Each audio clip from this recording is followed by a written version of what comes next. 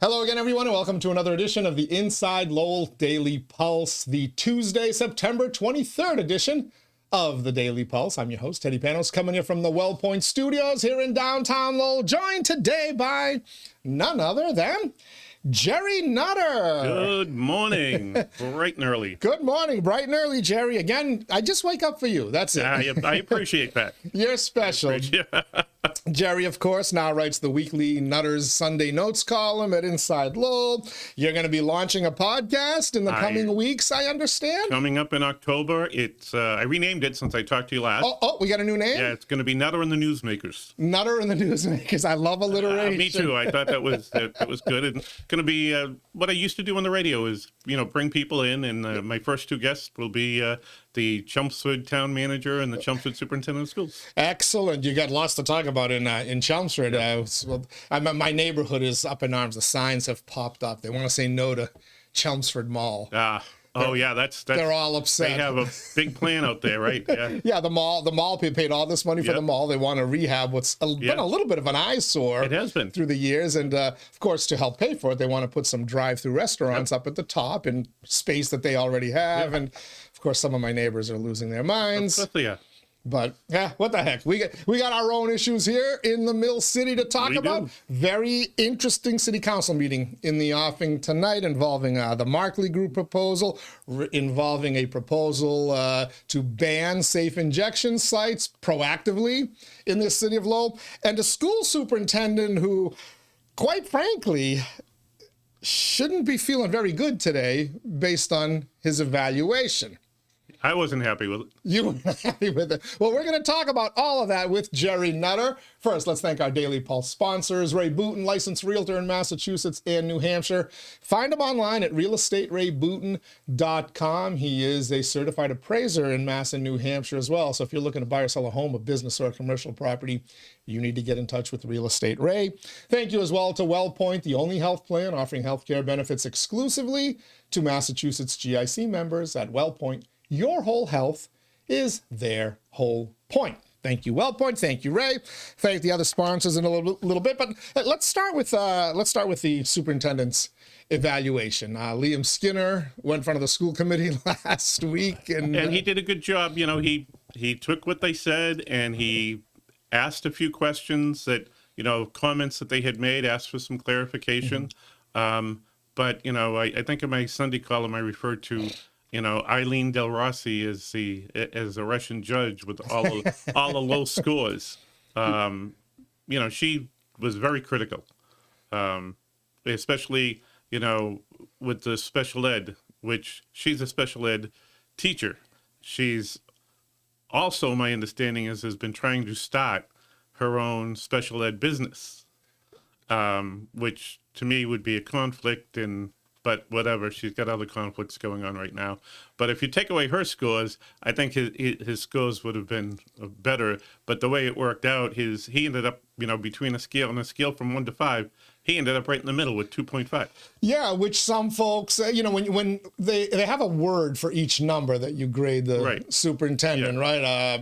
Exceeds expectation, met expectation, needs improvement. I forget what else the whole 5 steps are. So he was right in the middle, which, an optimist would say, well, the glass is half full. Right.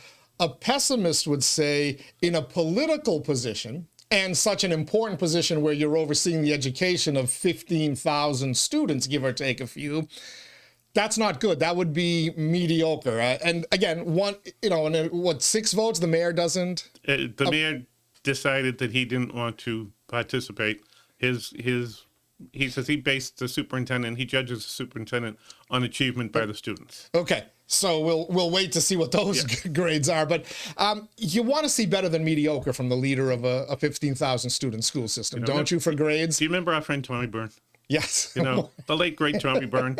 Tommy used to say that, the trouble with the school committee is once they get elected, they all think they're Horace Mann. Yes. They all think they're the educational experts. So, he didn't have a lot of faith in school committees. I thought for the most part, I think, again, Connie and Jackie, I thought did a really good job on the grading, gave him, where they thought he needed improvement. But overall, I think they gave him a very proficient grade. Mm-hmm. But Dave Conway, Freddie Bahu, and Dominic were, we need to hire from within, promote from within more. And Liam has brought in some outside people trying to change what has been a culture in the city for a long time. Sure. And so that's the interesting part to me. You mentioned the names of how everyone graded him. Connie Martin and Jackie Doherty were not supporters of the process that gave him. Now, I don't know if they're supporters of Liam Skinner or not, but they did not like the process where he was basically given the interim job, and then they were going to do a search, a blue ribbon committee, all the typical Lowell stuff, and then 4 people gave him a contract. The movers in that were Mayor Rourke, Fred Bahu, Dave Conway, and Dominic Lay. So it's interesting to me that the people who decided, let's skip the process and just give this guy the job, are the ones that, along with Eileen Del Rossi, wrote the less glowing words for the superintendent. But is he in trouble politically? No, I don't think so. But I think they just feel that, and I never want to say, pro quo. We gave you the job. We asked you to hire so-and-so.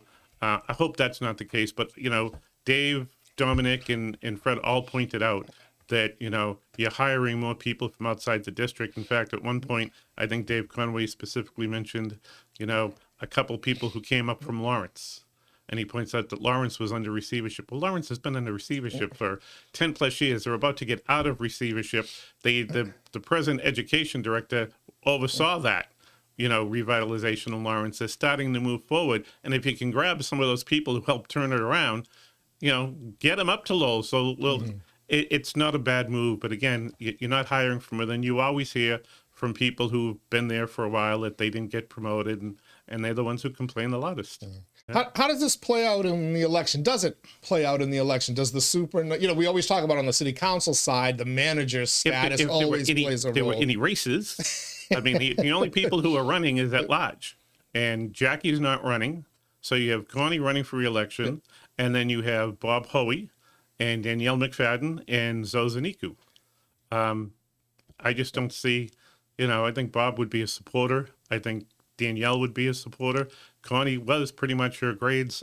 She was very supportive and complimentary on most things. She gave him a few needs improvements, but you're always going to find some reason to say you need improvement. Right. How would you served on the school committee? How would you? I never had to do an evaluation. We fired him before we could evaluate him. Well, that was your evaluation. Yeah, that's true. That was the evaluation. Firing is the ultimate evaluation. But as you look at Liam Skinner going on now his 3rd year of running the schools, how do you grade him? I would have given him pretty much proficient. I can't find, one of the things that astounds me is people who still say they need to do a better job with communication. I mean, that's an old standard. But they're on every form of social media there is. They send out emails for everything. I mean, what do you want them? If the parents don't respond, and that's the problem. If you're in the schools like I am, the biggest complaint that the schools have is the parents aren't responsive because the parents are working. A lot of them are working 2 jobs. So if you can't get the parents to respond, why is that the superintendent's fault? I think he's tried a lot of different things, and I think he's doing a good job. There's always room for improvement, especially in the test taking. I mean, the evaluation says our test scores are going down, so that needs to be looked at and addressed. But overall, I'm very happy with his performance. I think one of the things that he's not getting enough credit for is Derek Pinto, who is the CFO. Finance guy, yeah. Finance guy. He walked in, and if you remember, I ticked the superintendent off pretty good with one of the first pieces I wrote for you. And he came in, and he wasn't happy, but they've turned it around. They've straightened out the finances. They've put some really good things into place. They've done a good job over there with the finance piece of it. So now it's time to make sure that they do the rest. But I don't think it's going to hurt. I don't think it's going to be an election issue. I don't think he's up for any chance that, they'd get rid of him. No. We don't get rid of people in Lowell. We make their lives miserable so that they leave on their own. Exactly. But it's a dynamic I'm going to start paying more attention to as I saw that evaluation. By the way, Superintendent of Schools Liam Skinner will be joining us next Thursday, October 1st. I believe we have him scheduled here. I'm going to get him at night for one of my, all yours. one-on-one after your, in a few months. He's going to get sick of the Wellpoint Studios by the time. Okay. He told me when I told him I was doing this, he said he'd love to, sit in and talk some education, and they're coming out. They have a plan. They have a 5-year plan. And I think he's going to talk about that when he's with you, and I'm sure he'll talk about it when I get the chance to sit with him also. Yeah, so keep it tuned here to Inside Lowell and the Daily Pulse for more of that. We're chatting with Gerry Nutter, writes a Sunday column here, the Nutter's Sunday Notes here on Inside Lowell, and will soon be podcasting with us as well. We're excited to have Gerry here after decades of covering the Mill City and the surrounding areas political scene. We'll talk about tonight's interesting Lowell City Council meeting and how maybe, just maybe, the big city of Boston is paying attention to what's happening in Lowell. We'll tell you what we mean in a quick second. First, let's thank all of our podcast sponsors, our Daily Pulse sponsors, of course, Ray Booten, licensed realtor in Mass and New Hampshire. Find him online, realestaterayBooten.com. Thanks as well to WellPoint. At WellPoint, your whole health is their whole point. We also want to thank Washington Savings Bank, banking that goes the extra mile. Make the switch now to Washington Savings Bank. TMI Properties. TMI Cares, developing and managing their own properties for over 30 years. Experience the quality, the care, and the value of making TMI Properties the choice for your home. Mahoney Oil, providing warmth and protection to Greater Lowell and Southern New Hampshire families since 1925. Francis E. Provencher Insurance, the agency Greater Lowell has counted on to insure its most valuable assets since 1982, and by the Greater Lowell Community Foundation, improving the quality of life in our communities through strategic, impactful philanthropy. Thank you to all of them. Thanks again to Gerry Nutter for shooting on in. All right, where do you want to start tonight's City Council meeting? What motion are you most looking forward to hear discussed, debated? There's going to be two that are going to just take over the meeting, which I agree with you. The safe injection, which you mentioned Boston. Okay, there's an article in today's Herald about Ray Flynn, City Councilor Ray Flynn, bringing in a motion very similar to what Corey Belanger and Eric Gitcher have brought in to Corey Robinson have brought in to outlaw those in the city limits. And he said, he worked in law enforcement. He's worked in drug rehab. They don't work. It's not a good idea. And the people. So Ray Flynn Jr. Obviously consumes Inside Lowell and pays attention to the Lowell City Council agenda. He must, because he picked it up from here. I mean, we were a national story. They picked up the Attorney General, didn't the Attorney General? Federal Attorney Generals? The Lowell Sun editorial back in April piqued her interest as well. So why this is now becoming a thing in Lowell and in Boston is because of a piece of legislation that's going through the House.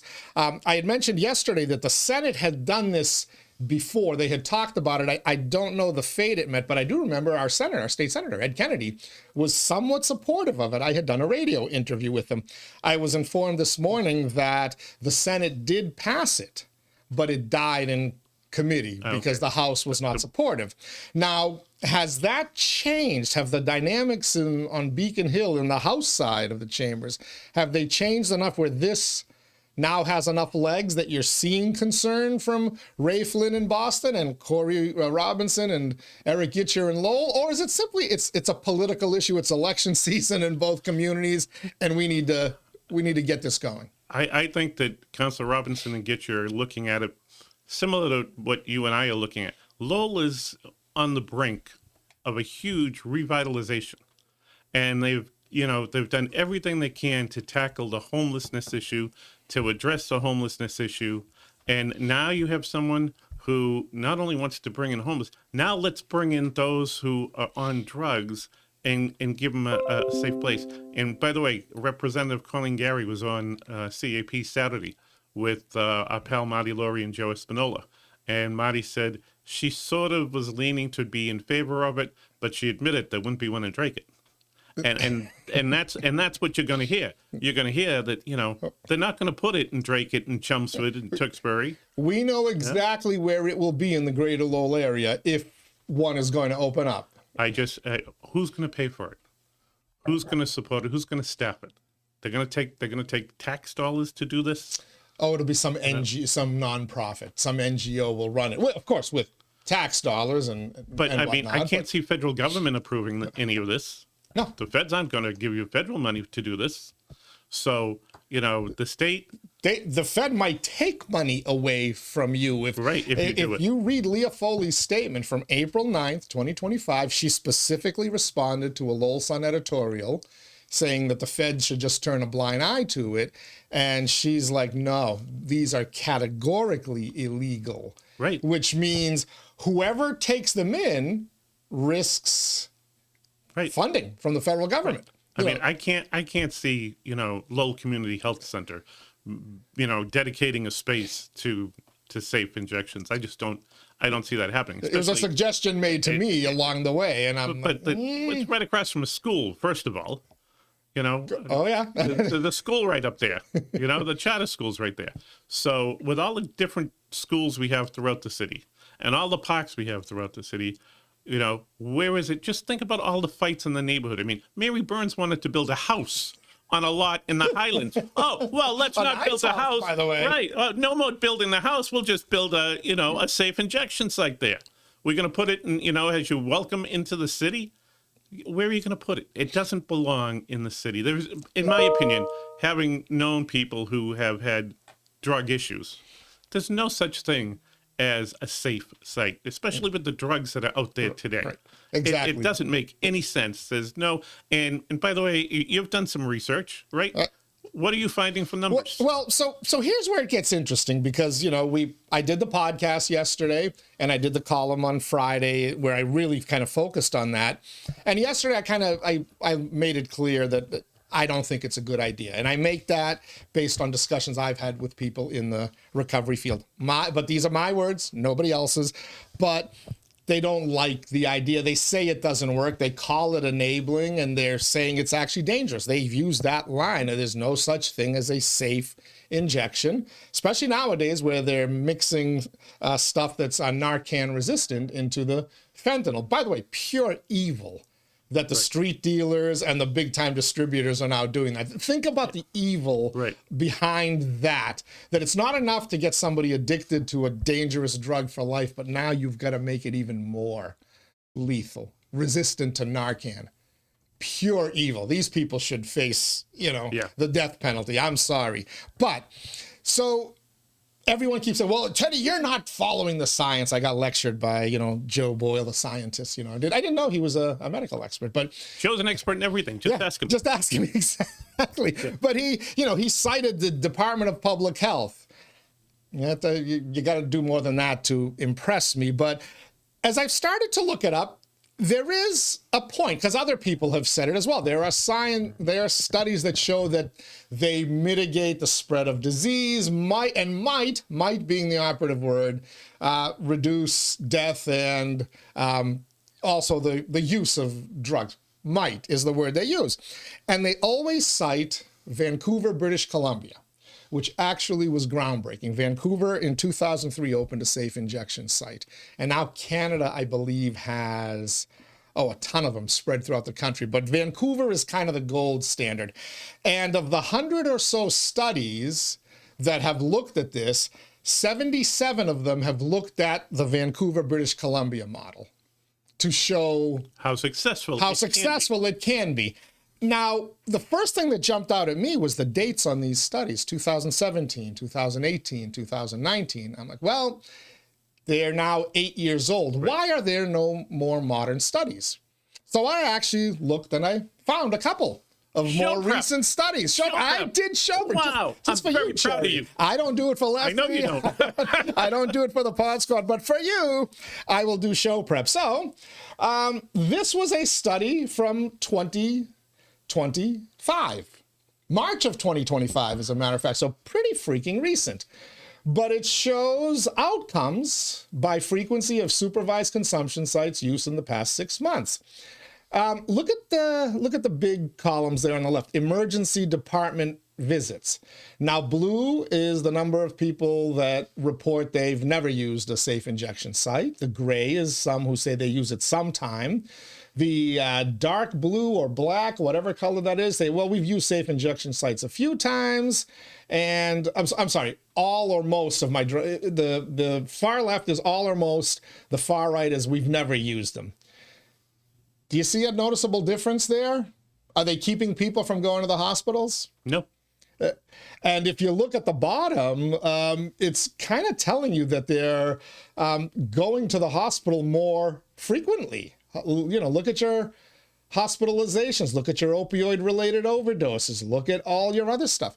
There is some empirical data that if you use safe injection sites, within 6 months, you're going to end up in an emergency room, dead, or overdosing. So is it a mitigating factor?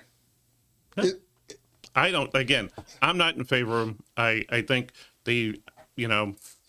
putting in this motion now before the House and the Senate pass anything is great. You're being proactive. You're protecting the citizens of this city. 100%. And for Tara Hahn, it shocks that Tara would be not really for this, but go talk to your neighbors, Tara. Ask them where you're going to put it. You're going to put it up with, you're going to partner with the methadone clinic and put it up there. That might be a natural place to have it. Yeah. Yeah. See how the businesses up there Right. would like, how they like it. And again, I think Tara Hong is a very well-intentioned young person. He is a very bright young guy. And he's probably being fed by the supporters of this and his supporters, the data from 2017 to 2019. But again, there is more recent data. And I want to talk about Vancouver. Let me get rid of the hospitalizations graph and let's call up overdoses in Vancouver, British Columbia. Now, I did a little snip here of the AI overview for it, but the data is out there. Anybody can go find it. Remember, Vancouver instituted safe injection sites, the very first one in Canada, in 2003. So you would figure by 2015, 2016, after a decade plus, they would have, if these things work, you would have seen some significant reductions in the number of overdoses and overdose deaths. Au contraire. Start right at the bottom, 2016 to 2024. Vancouver recorded over 4,000 deaths since 2016, with over 16,000 deaths occurring across all of British Columbia during the same period. So, and mind you, Canada declared it a national emergency in 2015, I believe. So right off the bat, even though you had injection sites since 2003, they have maybe 36 plus across the country now of Canada. And I might be underestimating that number. I've seen it, but my mind isn't grasping it because I didn't write it down. But they've done safe injection sites and they've had over a decade of data, and look at your numbers there. Now, 2020, 2021, you've got the COVID pandemic, which we all know across the world increased not just addiction issues and overdose issues, but also all sorts of other issues, learning issues for Superintendent Skinner. But, in 2022, now we're beyond COVID. A record 2,272 toxic drug deaths in British Columbia, with Vancouver, Surrey, and Greater Victoria experiencing the highest numbers.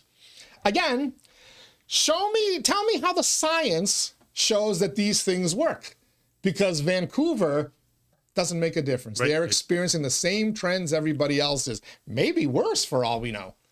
Well, I like the argument, if it even saves one person. Sure. Yeah. Okay. Sorry. But the needs of the many outweigh the needs of the few or the one. Right. But that's if it's not saving anybody. I mean, if it's saving one person, but it ends up enabling somebody else who, how much, you brought up the money point. How much money is going to be poured into this? Massachusetts, there's going to be a lot of money poured into this, right? Yeah. Taxpayer money poured into this. Yeah.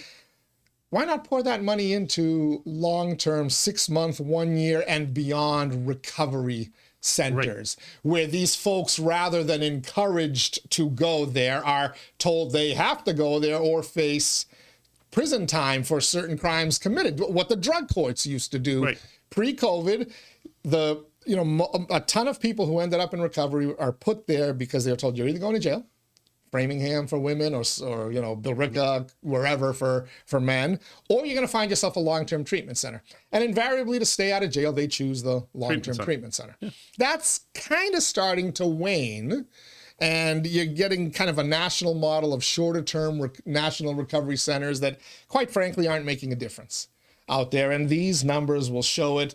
These numbers are probably exactly similar here in Massachusetts and the United States of America as they are across Canada and in Vancouver, British Columbia. So why not just put the resources there, Gerry? I don't know. I was shocked when I saw this bill, when I heard about it from reading your column last week, and then looked into it and then talked to Councilor Robinson over the weekend. It makes no sense. And like I said, I think the bringing in the motion by Councilor Robinson and 𝐵𝐞𝐢, it's a great motion. And, I think that's going to pack City Hall tonight. I think so too. I believe you're going to see a ton of the activists out there speaking in favor of this. I wonder how many will come to speak against it. I think it's going to surprise you, the number of people who come speaking against it. I hope so. I hope people are looking at it, and I hope people are looking at some of the, the recent data as opposed to the pie in the sky wishful thinking data from a while ago, and saying, if it didn't work in the place that kind of was groundbreaking, is it going to work in Lowell? One of the arguments I was presented with this morning before coming over here, the city can't tell the state what to do, which, by the way, is accurate. If the state passes the law, the city of Lowell is going to have no choice. Maybe. I remind people, same way with federal laws, right? So when the U.S. Attorney Leah Foley says you can't have safe injection sites, you're going to listen to the federal law, right? Just like you listen to the immigration law and DICE and all this. Oh, put that aside for a minute. There was some report a few years ago that the last time they attempted to do this, or even this time, I think when Governor Healy was questioned, she said something about, well, maybe we should leave it up to the communities. The local option. Right. The local option meals tax, exactly. The local option on marijuana facilities. Right. And it was told to me that the Senate bill did make it a local option. Right. So rather than being reactionary, if anything, Councilors Robinson and 𝐵𝐞𝐢 are being proactive. Right. They're saying, okay, you want to put this in? You want to put a local thing? Let's be ready for it. We're ready for it. Yeah. Ditto what Boston City Councilor Flynn is doing as well. Thing. Now, if they're going to try to force it on you, which I'm not sure what the House bill does. I've read it, and it's not addressed. I would think it would be wise to make it a local option, but wisdom and the Massachusetts State House don't always go together. Yeah, fit like a glove. How do you think the City Council votes ultimately tonight? I think most of the councilors would be in favor of Councilor Robinson and 𝐵𝐞𝐢's motion. I really do. I can't see, I mean, we have, the most liberal councilors we have, I think would have a hard time, really justifying. It may be a 9-2 vote, but I just think the council will pass it. Okay. So then the $1 million question. What does the next council say? AKA, does this become an election issue? Melanie Gilbert and I kind of theorized that these needle exchanges and this type of issue could become hot button issues in November. And sure enough, we've already got a motion on it. Again, look at the races. I mean, I can't see Dan Finn, who works at the Sheriff's Department, and Belinda, who was a lawyer, advocate for these safe injection sites. I would be surprised if either one, were for it. Will they speak at the city council meetings tonight? Will they be among the speakers? We've seen this phenomenon of candidates, challengers saying we should get our airtime as well, which I, by the way, fully endorse. I don't know if they will. It'll be interesting. Sidney Liang worked at Lowell Community Health for a long time, so maybe he'll speak or he'll have a point of view. But Sidney and Representative Hong are relatively close. Right. Difficult for Sidney Liang, if he's against these, to come out against his state rep, who he supported, right? but it'll Does be, he back him? I don't know.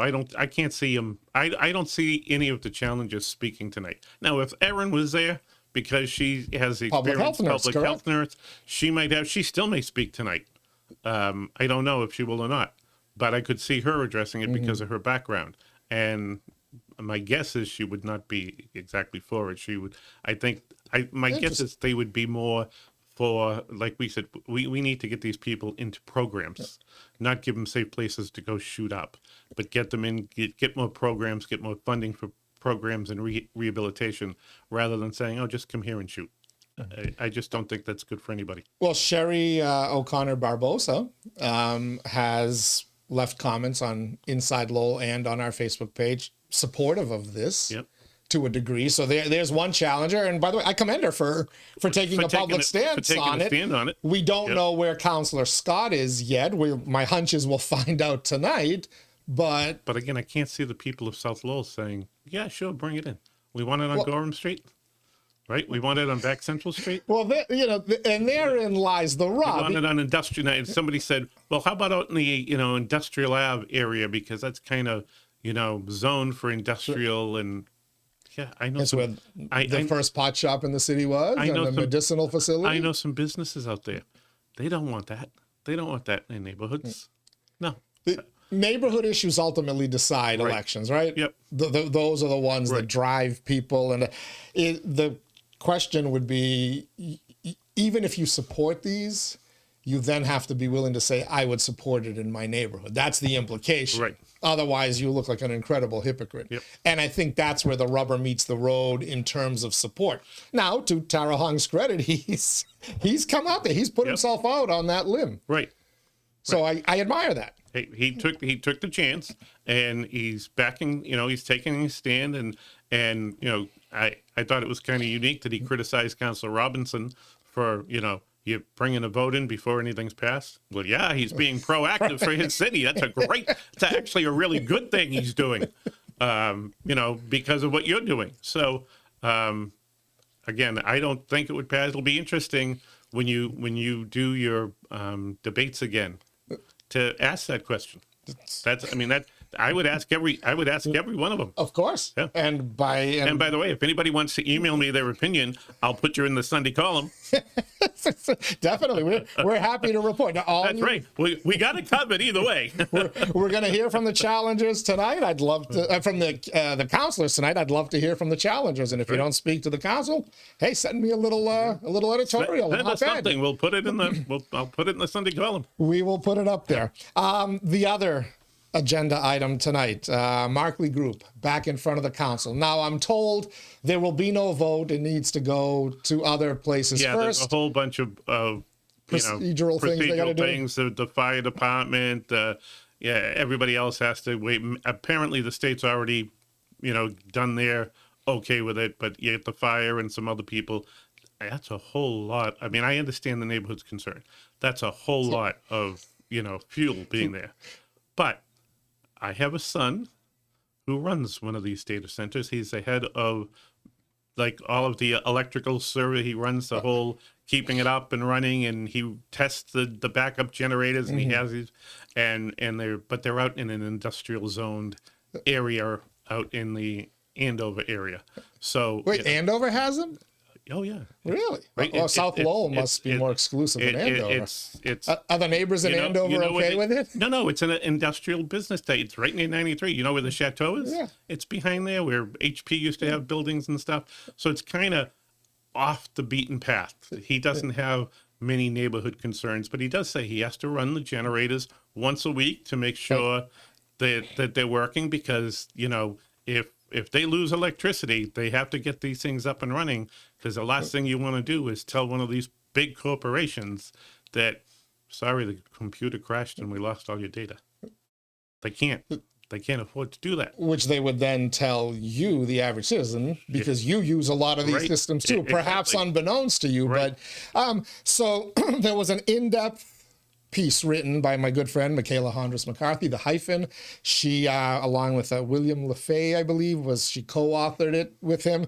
And they did a deep dive. They talked about this. They showed some interesting data about the water usage at these places. They need to cool their equipment. So water, of course, is the thing used. They also put an interesting little thing to give you an indication. You talked about how big these are, right? Yeah. And there are 14, if not 16, that will all be the same size. They put an aerial view of Colley Stadium, the football field, and they put a red line to show you where it would go. That's about 30 some odd yards, if I remember correctly, long of a single one of these fuel that's things. What my son was telling me.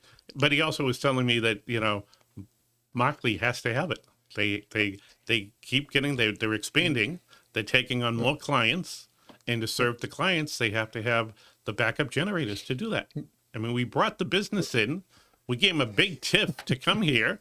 It was the old Prince Spaghetti site, It was and everyone an industrial site. And everyone thought, hey, this is great because it's just, it's just a data center. And nobody realized that for the data center, you need huge amounts of electricity and huge amounts of backup generators. It's just part of the business. And now they're expanding and growing, and they need these generators. This is a national debate. It's not just a Lowell debate. Data centers are consuming a lot of water to cool, a lot of energy. Ultimately, I was listening to a podcast from yesterday, but I was listening to it this morning where nuclear, a guy who's in this field said nuclear is the only way they're going to meet this long term. And they're already saying the Trump administration is moving in that direction and setting it up. There have been some comments from people who say, well, why can't they put solar panels on the roof? It was brought up in the article by, 𝐃𝐚𝐢𝐥𝐲 and others. Responses are solar can't meet the demand. Right. It's not reliable enough. And it can't. Wind, ditto, the same thing.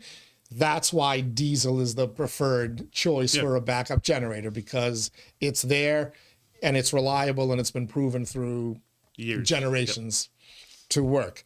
The other battle is, are they being good neighbors? That's the question. That's the $1 million question. That's the $1 million question, because, if you remember originally, the street that backs it up, they actually bought some people out. There were some people who said, no, I'm not selling. So they didn't like the thing in their backyard to begin with. Right. And now that they're expanding, they really don't like it. And so, you're going to have some neighbors who have lived there, when it was Prince and before then. I get that. It's their neighborhood. But they knew it was a plant of some kind. And, are they being good neighbors? I don't know. You listen to some people and you listen to other people, and they're not. I mean, I think they'd do themselves a lot more of a favor if they did more community things, if they were if they showed up and we'll have to ask Councilor Scott or our friend Jeff Thomas, do they show up at the neighborhood meetings? Do they have reps there who listen and address the concerns? I don't know that. Both Councilor Scott has said in a Facebook comment on this battle that broke out that they have not been very responsive to the neighborhood. Jeff Thomas is 100% against it. There are other neighbors who are. But as you mentioned, some of them have homes there and there are interests. But does it seem like there's widespread overall neighborhood opposition? Because as I watched that debate over the summer, and it seems to be playing out the same way now, the opposition isn't necessarily neighborhood versus Markley. It seems to be environmentalists versus Markley. And that's where I'm like, hey, you guys don't make it a neighborhood issue when your real issue is environmental issues. And by the way, B, you're going to lose the environmental issue. AI, just as Maura Healey demonstrated to you to build more housing, the environment out the window. Yeah. Ditto for data centers. It's the future, folks, and we're either going along for the ride or we're going extinct. But I think Councilor Scott hears people who live in that immediate area. They do have concerns. I mean, if you're storing that much diesel, there is a concern because, God forbid something happens, the neighborhood's gone. Then literally, that's just a huge, So has anybody presented data on safety? Have we seen examples of this happening? No, I don't think so. Diesel generators exploding and lighting up entire neighborhoods. They have a very safe, according to my son, they have a very safe track record. He said, but the thing that's unique about Markley is it's where its location is. You know, it is in a neighborhood. It's in a city, and it's in a neighborhood of a city. Most of them are on the outskirts. Correct. You know, of a place, so they don't run into this as, like he said, he never has any problems where he is. Would he? I've brought up the possibility that if they are not allowed to expand their operations in Lowell, they will have to expand them somewhere else, and whether that means opening up satellite places and other, you know, is it Drake-it? Is it, you know, somebody in Drake-it told me we'd love to have the Markley group sure they would. in Drake-it, but is it something where they can expand? And again, this is where it'd be nice if the Markley group would come in here and chat with us. The Lord knows they've been invited. But would they need to expand and keep satellite offices, or would ultimately they need to have one centralized location because of security? One centralized location. So there are folks that they're not leaving. They're not leaving. Well, period. They're not leaving now. Now, are you going to force them to, you know, okay, you're not going to allow us to do this, and we need to grow, so we may have no choice. But I mean, to start looking so that when the TIF is up, and the TIF's got to be close to being up. I think they got a 20-year TIF, and what was that? Kevin Murphy was city manager, right? So yeah, I believe they got a 20-year TIF that nobody else has got. Right. So they're still paying a sizable amount in taxes. Right. By the way, they still are. But I don't see them moving anytime soon because of all the money that they've invested in that place, and all of my son says millions and millions of dollars to build new places. Right. So, but if they can't meet their customers' demand, and by the way, their customers include UMass Lowell and many of the partners in the Link project, and Lord knows who else is coming in as well. As new people come, their services are going to be required even more. So you're going to need them to expand and have the capacity. So it's just a point of what can they do to, you know, ensure the safety of the neighborhood with the noise and everything else. I mean, like my son says, he does his testing at 6 o'clock in the morning because he's in an industrial zone, but there's a lot of other businesses, and so they do it early in the morning. Now, here you might have to do it in the middle of the afternoon when people are at work and you're still... So is there a good time to do it? There's never a good time to do it. For the neighbors who are complaining about it, is there a good time to do the testing? Probably not, especially when you have so many of them, because you don't test, like he said, you don't test them all on the same day. One at a time. Right. You know, you test 2 or 3 at a time, and he's got 20 of them where he is. So... He's got 20 diesel generators in Andover? Yeah. Wow. Yeah. Yep. Strange. Okay. We gotta get your son. The hell with you. I gotta get your son. We gotta get your son in here. But hey, Markley Group, if you want a chance to respond, we'd love to have you come on in and talk about it. Which, by the way, I support their efforts. I think if Lowell is going to move forward, Lowell Forward, what a catchy leftist title. AI and companies like the Markley Group and the ones who are coming into the Link project are a part of it, and you know, hopefully Frontrunner City and whatnot. You know, brings more opportunity. I was told by Mayor Rourke that the data center was an integral part of, you know, the Frontrunner City folks. I'm saying, sure. Oh, Lowell perfectly fits the bill. Right, you have everything you need there. You have the storage center, and like you said, you know, think about how many people just use the cloud. That's data storage. Right? All the pictures you take on your phone, all those videos that you have. My Google photos of my cute kids. Yeah, exactly. Everything's in the cloud. That's data storage. You know, and a lot of these places have huge contracts with huge companies. And they have the ability, what Markley is setting up for is the ability to be able to handle whatever Lowell brings in. It's not a bad thing. And that's the other part, that if you play the long game and look, Markley, you know, one of the lines in Michaela's column that I referenced, and again, you can go read it on InsideLowell.com, was they're asking for 16, 14 of one kind, 2 of another kind, but they only really need 9. So why are they asking for 16? And the answer to that is, again, just conjecture. Right. They're planning ahead, or perhaps they already know what's coming. And rather than, they had this fight for 2 of them in July, right? Now they're going to have another fight in September, October, November, whenever it's decided. Do they want to come back next spring for the next wave? Might as well just rip the bleeping Band-Aid off, Do right? it all at once. Do it all at once. And so when they do need to expand, they already have the okay to do it.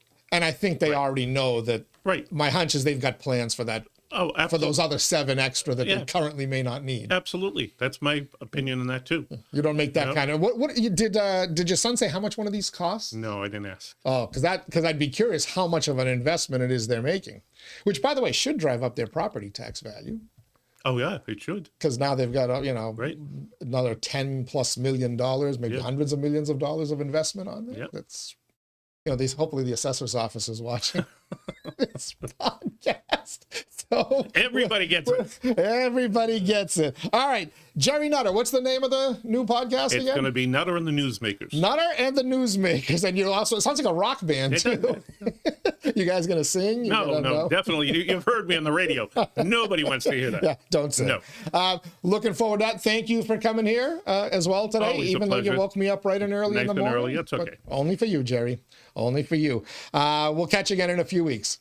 And we'll be looking for your podcast and, of course, Nutter's Sunday Notes column. Thank you for joining us here as well on the Inside Lowell Daily Pulse, the show that keeps its finger on the pulse of Lowell and the world around it. And as I think we just kind of demonstrated, between the Boston City Council taking up a Lowell ordinance or the national/international debate around data centers, Lowell is right in the center of the world. Tomorrow we're going to be joined by former Lowell Mayor Bill Samaras. He's my usual Wednesday co-host. State Representative Rodney Elliott will join us. Maybe we'll see where he stands on the safe injection sites and a bunch of other issues to chat about with Representative Elliott as well. And don't forget, on Friday, the Daily Pulse Live. The Pod Squad will be here with the fabulous Lindsay to get us our usual Friday fun and insanity, and maybe have some serious conversations as well. Till then, everybody stay safe. Enjoy another gorgeous summer day, even though we're now officially in the fall season. And we'll see you on the other side.